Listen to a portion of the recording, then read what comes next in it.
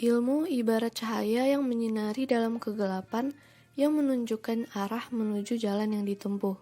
Tanpa ilmu, seseorang akan tersesat jauh ke dalam jurang kebodohan. Dengan ilmu pengetahuan, jarak yang jauh terasa dekat, waktu yang lama terasa singkat, pekerjaan yang berat menjadi ringan. Dengan ilmu, manusia memperoleh segala yang ia cita-citakan. Ilmu adalah sumber kehidupan. Menuntut ilmu atau belajar adalah kewajiban setiap umat Islam. Banyak sekali ayat Al-Quran atau hadis Rasulullah yang menjelaskan tentang kewajiban belajar.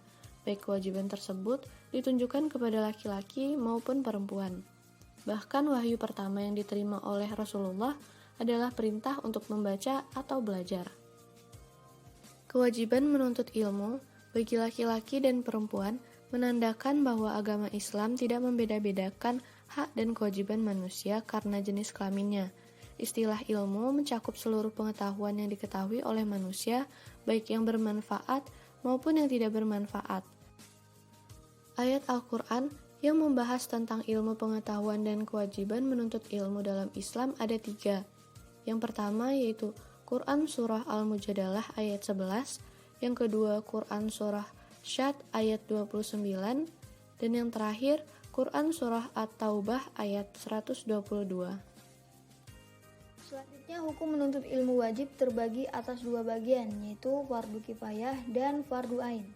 Untuk fardu kifayah, hukum menuntut ilmu fardu kifayah berlaku untuk ilmu-ilmu yang harus ada di kalangan umat Islam, sebagaimana juga dimiliki dan dikuasai oleh orang-orang kafir, seperti ilmu kedokteran, perindustrian, ilmu falak, ilmu eksakta, dan ilmu-ilmu yang lainnya.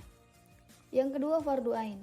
Hukum mencari ilmu menjadi fardu ain jika ilmu itu tidak boleh ditinggalkan oleh setiap muslim dan muslimah dalam segala situasi dan kondisi, seperti misalkan ilmu mengenal Allah dengan segala sifat-sifatnya, ilmu tentang tata cara beribadah, dan lain sebagainya.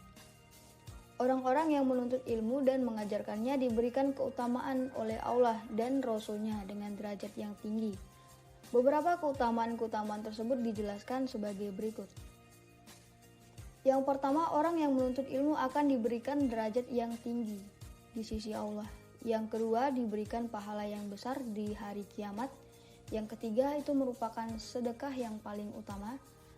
Yang keempat, lebih utama dari seorang ahli ibadah. Yang kelima, lebih utama dari sholat 1000 rakaat. Kemudian diberikan pahala seperti pahala orang yang sedang berjihad di jalan Allah.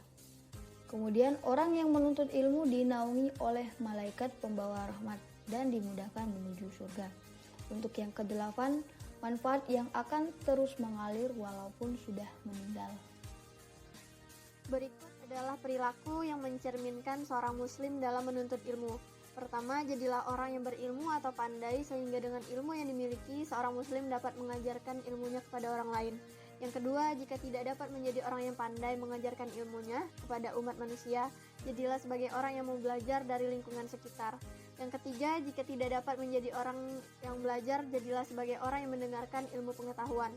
Lalu yang terakhir yaitu jika menjadi pendengar juga masih tidak dapat dilakukan, maka jadilah sebagai orang yang menyukai ilmu pengetahuan, diantaranya dengan cara membantu dan memuliakan orang yang berilmu.